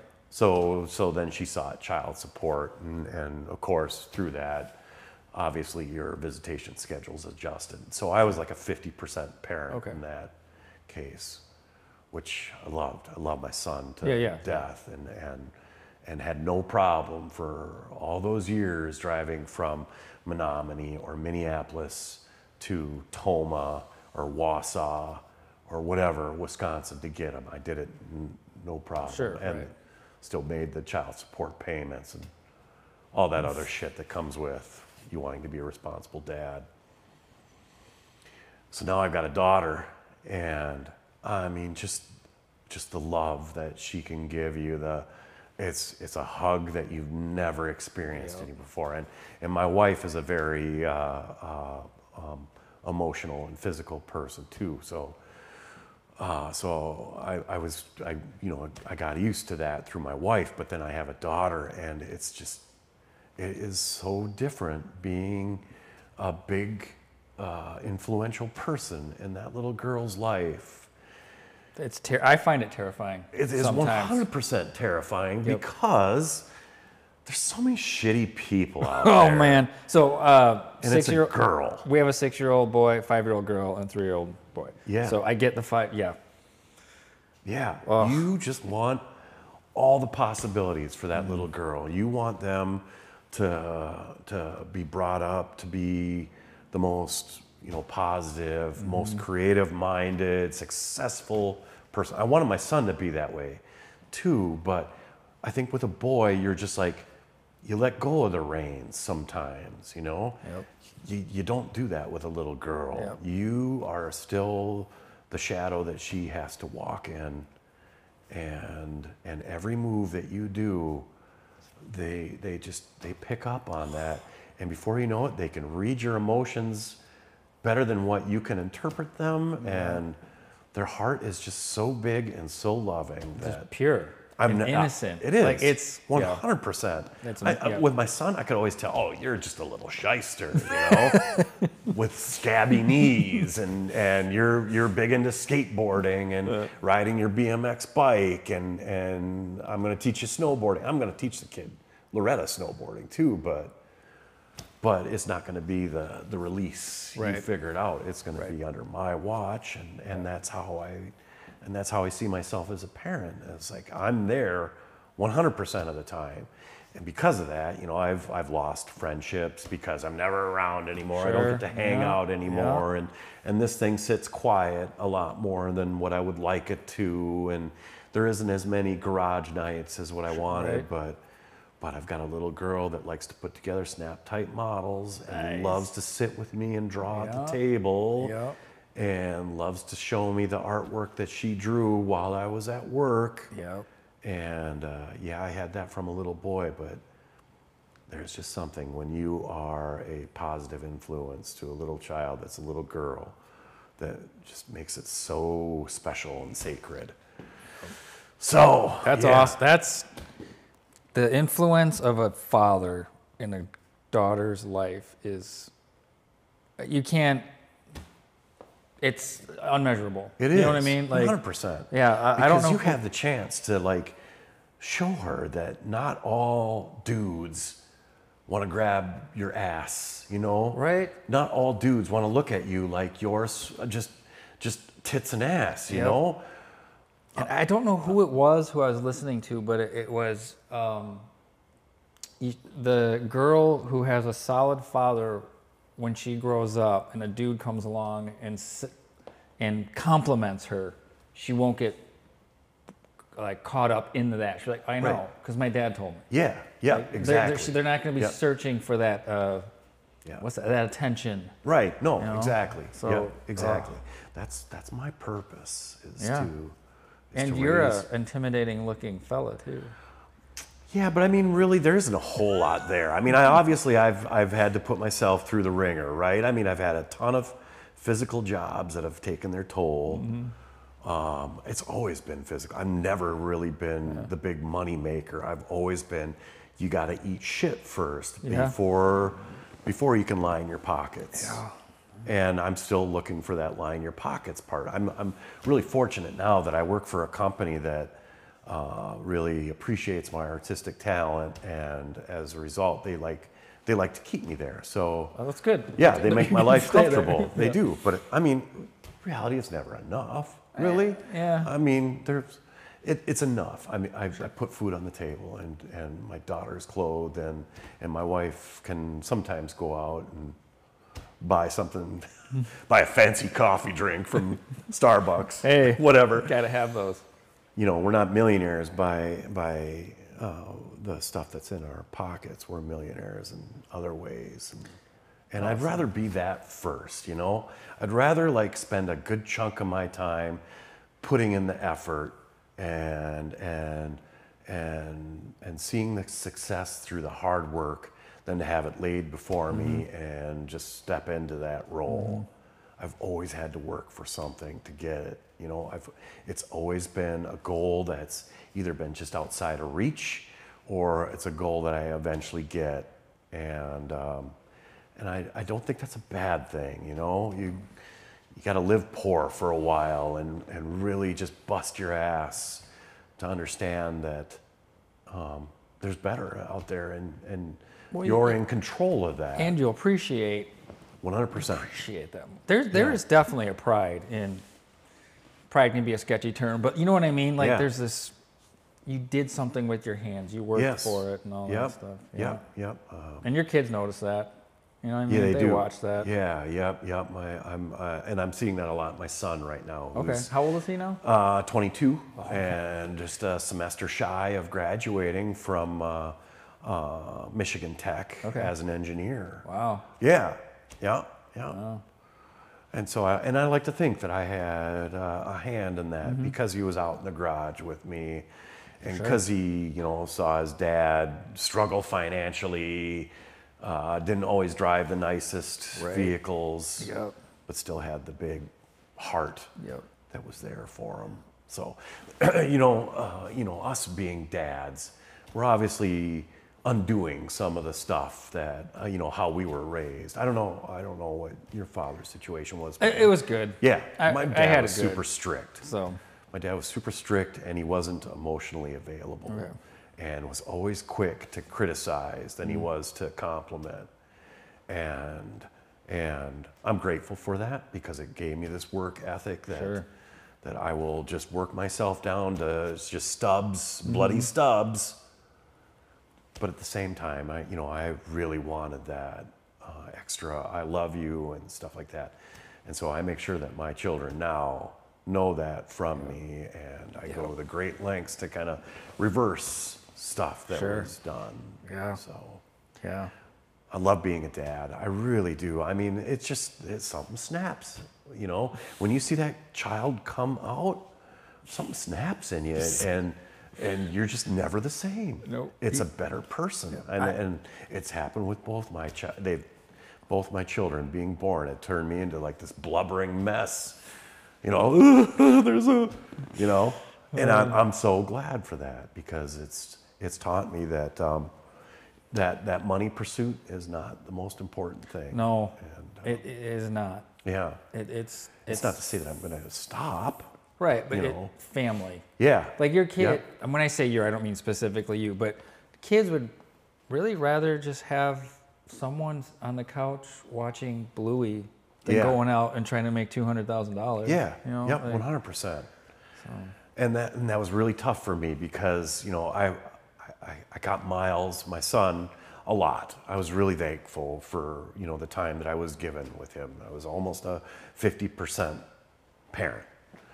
But with Loretta, I'm 100%. And it's almost to a point where it's just like an obsession to be dad.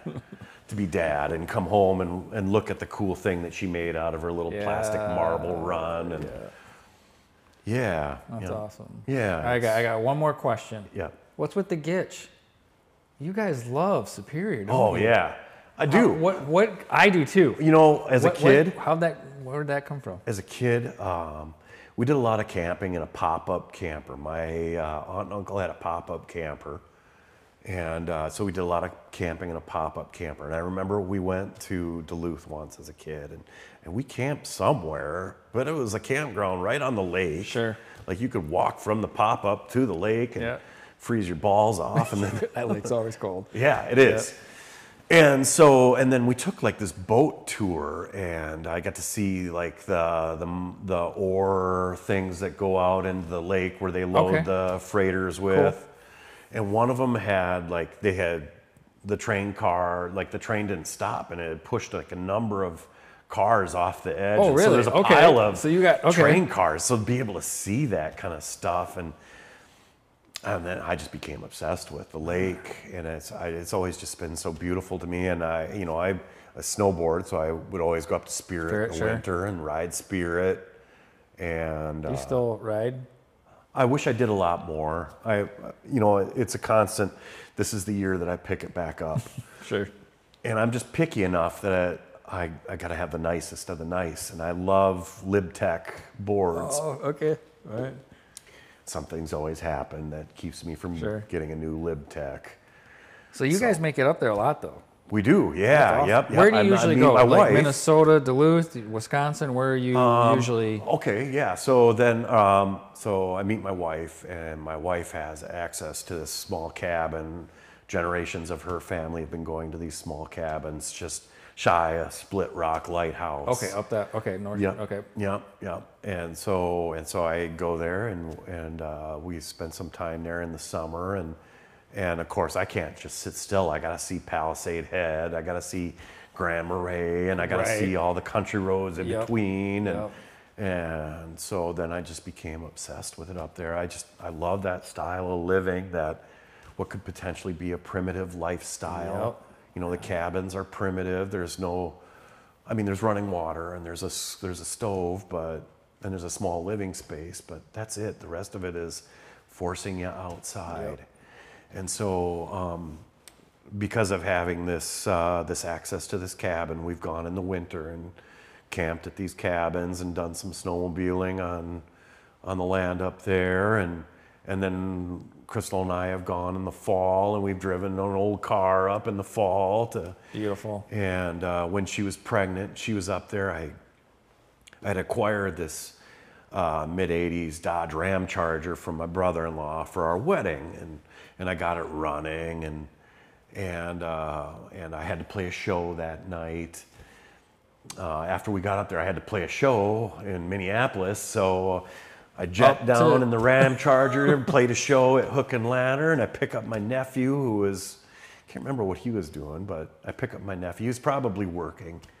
I pick up my nephew, and we boot back up to the North Shore, and we get up there just as the sun's coming up, and the sunrise up there is always spectacular. But this Ram Charger, you know, was a head case. It was a bunch of hodgepodge parts put together to look like a Dodge Ram Charger.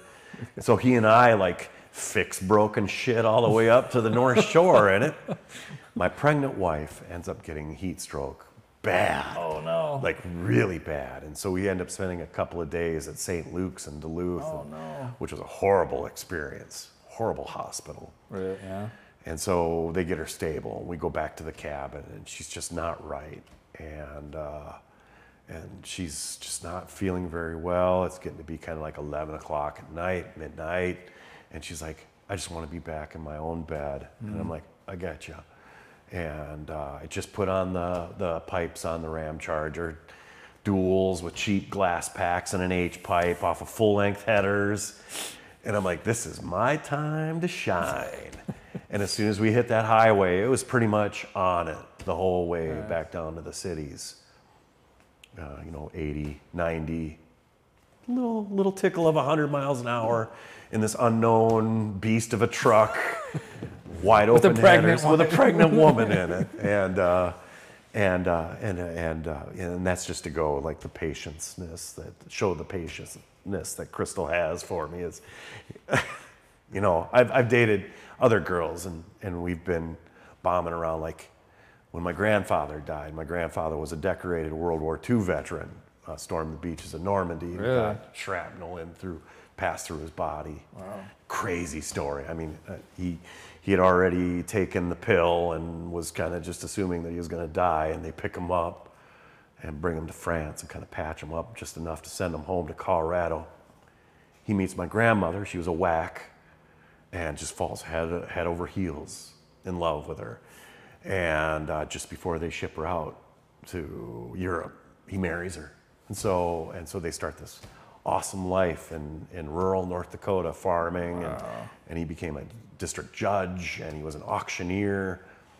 My grandfather stood about 6'6". And to me, I mean, that was probably like 10 feet tall when I was a little boy. And I wanted to be my grandfather because he was well detailed in his dress. He was a gentleman. He was funny. He had a big voice, and everybody listened when my grandfather talked. And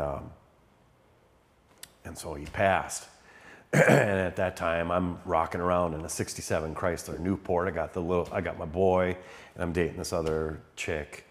And the Newport is just, I mean, I just got it on the road. And so it doesn't even have full exhaust on it. And the exhaust is coming back through the cabin and gassing you out. I hadn't even cleaned the tank in it, so I'm changing a fuel filter like every other tank in the car.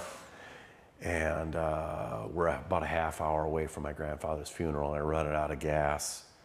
And my brother comes to my rescue, and the girl that I was with was just absolutely just fed up with me, just did not want to deal with this bullshit anymore. And so we do the funeral, and then follow my grandfather down to Minot, where he was laid to rest in the military cemetery there. And so the Newport's being the Newport. I'm eating up fuel filters. We're on the freeway because right after the funeral, Violent Shifters are playing Torque Fest. Oh.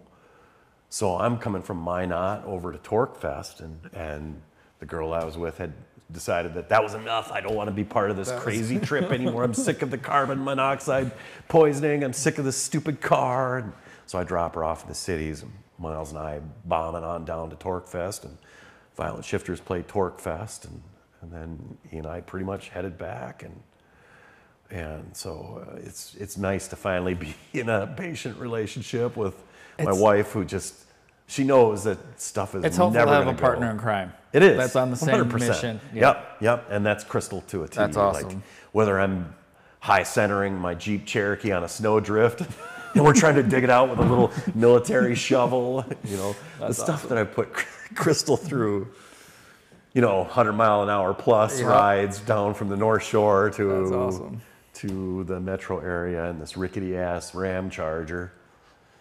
It's always about the stories, It doesn't matter what you're in, if it's this or the Ram Charger or this head case 76 Winnebago that she and I acquired, which we've, camped the Wisconsin side on the North Shore, and that thing, that's beauty up there. The in the Wisconsin Winnebago. side? Yeah. We go up there all the time. Yeah, around Ashland. We did some state land around there. And all the national forest, you can disperse camp anywhere. yeah. So we take the Suburban up and we just find a fire road and camp. Yeah. I love it up there. Yep. I've always liked the camping thing. I don't know why. It's not like I really want to. I don't know. I'm not sure why I'm drawn to it. Maybe it's just because I'm getting away from the craziness of the metro area and the craziness of my job. It's depressing coming back.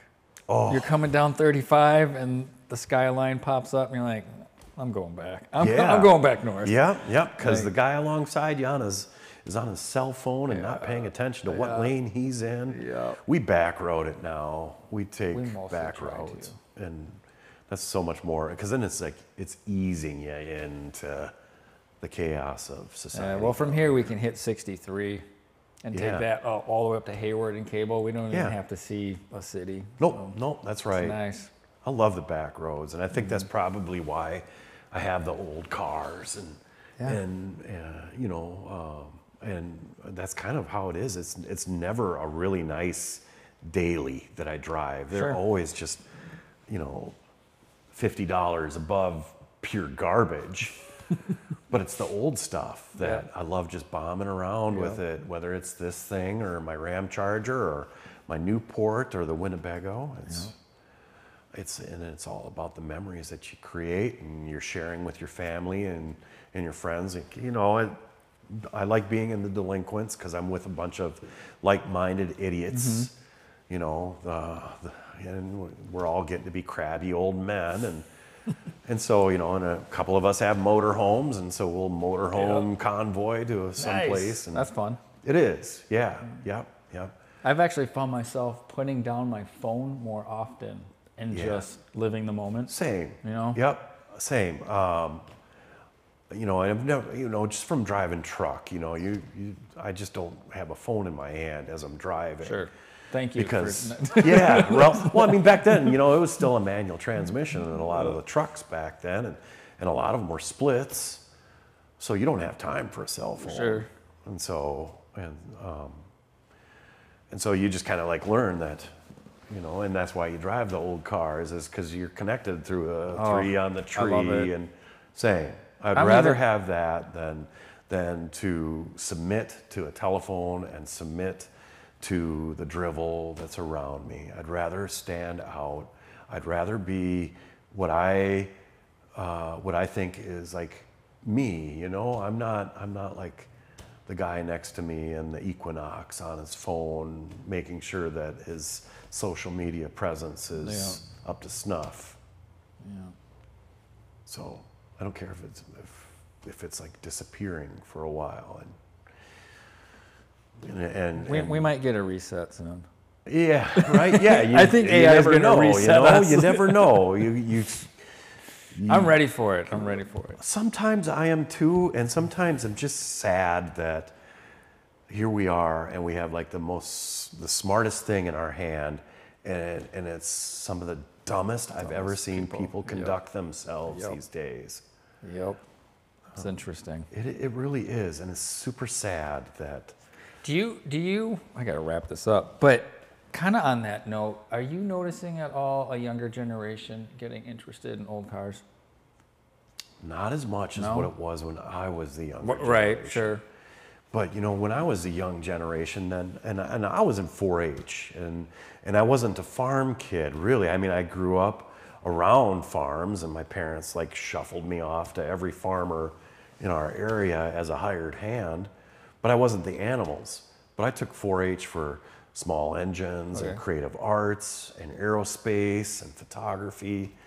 And so that stuff was available, right? Like I took a small engines project to the state level, and Nice. you know, and I was amongst like a lot of other kids that took small engine projects, and my high school in Red Wing had a full shop. We had small engines, we had auto body, we had mechanics, and so like you could always just pull your car in and work on it, you know. And a lot of that stuff has disappeared because the sports programs have become so important, and you know, you don't. I understand what the importance of sports is, but I still don't think that it is as precious as to learn to work with your hands, learn how to use tools, learn how to do woodworking, you know, produce something that you can see for the rest of your life. I made that, and I would rather walk away with that as an experience than in a team sport setting. And I just think that a lot of kids don't got that. They don't have that chance anymore. It's they have to be in sports because life is so fast, you know, that you know, that's the thing. You pawn the kids off into a sports program or something. I mean, I know I was probably pawned off into a 4-H club, but I think what I came away with from 4-H and the experiences growing up as a farm kid was way more important than Probably slower life. yes and no. I mean, you're working hard. You are 100%. But it seems, I don't know, maybe when we grew up, times were just slower. Maybe. You didn't. Yeah. I didn't know what you think of happened what the across the computer world at the was. palm of my hand. Right. I didn't care. I'm trying to get away from it again. I used to. I would love to. Absolutely would love to. I'm too because, obsessed with it. A computer to your family back then was like Space Invaders, and maybe Commodore they 64. yeah, right, exactly. All the games were text games. No picture. You wrote the code to Yeah. get the little Yeah. worm or the turtle draw Yeah. or whatever. And then Oregon Trail shows up and just totally knocks you on your ass. We were apples. Well, my dad worked as an engineer for NSP Prairie Island, which eventually became Excel. And so we were an Apple family, so Apple IIe's. But I mean, you know, back then it was simple games. You lost patience with it, and you went back to building the model car. Right. You know, I you don't were know. never like away from your hobbies. You were never taken away from your hobbies and the innocence of being a kid, like falling out of trees and see who could do the longest skid on the coaster brake on your bike on a gravel road, or see who could do a 360 on your bicycle, you know, and that's what I grew up with. You never just went out for a drive on your dad's garden tractor, you know. You don't see that anymore. I try to get the kids interested. Why is I don't know. that I don't know is. because I think it's because it's associated with work, and work is. You think it's just- somewhat associated with danger? And some parents are like, don't. It could be, don't. yeah. I mean, oh yeah, there is a lot of like shelter the kids, Yeah. you know. I mean, I feel super guilty when I put Loretta on a bike and she doesn't have a helmet on. Oh my these God, our days. kids don't have helmets. And Yeah. then I got to remind myself, I'm like, I never wore a helmet. No. We were launching ourselves off Yeah. of dirt ramps. Like, Oh my gosh. Yeah. So, I mean, I don't know. I mean, you know, when I started snowboarding, I grew up near Welch Ski Village. It was 2 miles away from my parents' house. So I'd either ride my bike down there and ski, or my parents would drop me off. And, you know, eventually I got my license and drive myself down there. But as soon as they allowed snowboards, I bought a snowboard. I bought a Mistral Yucatan. It was like a 170. The thing was taller than me. And of course, it was just shaped like an arrow. It had a point on it and minimal tail. And learning how to snowboard, I mean, without a helmet. without a helmet Oh on. man, I've cracked my Yep. head so many times Yup. and never really done much damage, but at least that I know of. Right? Right? But yeah, you want to erase that type of pain away from your children, obviously, so that they don't give up. Because it's so much harder to talk them back into get on the bike, get on the skateboard. You know what's funny though is they'll probably watch this, whatever. Our youngest, our 3-year-old will apologize for crashing. He'll go down. I'm sorry. Get up. I'm like, insane. right on. Yeah, He's yeah. a tough little nugget. Yeah. Yep. Yep. He will. Yeah. Yeah, and you have to be, I think. You know, when I learned how to ride a bike, my parents have a huge driveway out in the country. And it's tar now, but back in the day, it wasn't. My dad would buy a truckload of this incinerator cast off. It was cinders. Okay. I don't know where he got it from, but it was this black material that came from a large incinerator. And they burned everything in it, from glass to nails to whatever Okay. this small cinder material was. And that's what I learned to ride bikes on. So imagine picking that Nice. out of your knees and your elbows. My dad would get that stuff. They'd apply it, you know, they'd apply it with a dump truck. And my dad always had like substantial garden tractors to handle a dozer blade or a plow or a snowblower or whatever. My dad was big into Case and Ingersoll tractors, which are, you know, not far from farm tractors. Right. And so he would grade it, and then my brother and I would have to go back behind him with a little bucket and pick the nails and the glass shards out of the driveway so that we could learn to ride bike on it, or my parents could come home and not puncture a tire. Right. Yep. Nice. So That's funny. yeah, yep. So it's just, you know, it's just the crazy situations that you get yourself into, and you either have to try and figure out how to get out of it, or it's just a positive situation because of an engine or an old car, or there happens to be something really good on the radio and it inspires you to drive recklessly or whatever. You know, that's where it all comes from, is that constant experimentation with that stuff in your life, you know. Yeah, it may never get painted, but I've got so many awesome stories in that car. You're driving it. Yeah, yeah. Don't forget your glasses are up there. No, don't want to leave the Ray-Bans up there. Cool. But yeah, Awesome. yeah. I feel like there's so much more to talk about. You might have to come back down with the other car. We could Oh finish yeah, up. I'll bring something else down. We'll bring the Winnebago down, and we'll. It won't fit in here. Sure. Yeah. All right. You can't get a Chieftain in here. Okay. I don't even think I could fit the Chrysler in here, but maybe I could. Oh, we fit. You'd be surprised. Yeah. What yeah. we fit in here. We fit a hauler in here. Like, anyway, Yeah. we had to get in here. Yeah. Yeah, I it's love just it. been an amalgamation of stories. Whatever. Nothing has It's ever good. really been It's from good. an A to B. It never is that way. It's No. A to minus A to C plus to. I love it. It was a good time. So, yeah, we'll wrap up, and you'll come down with another car, and we'll pick up more stories. Yeah. So- yeah, there you go. Cool. I'll better do an outro here, though. Okay. All there you right. go. Thanks, guys, for joining us on Peace and Grease. Again, we want to thank WireCare for our sponsor. Go check us out on Patreon, and I'll do my best flannel interpretation, and see you guys later. Peace and Grease.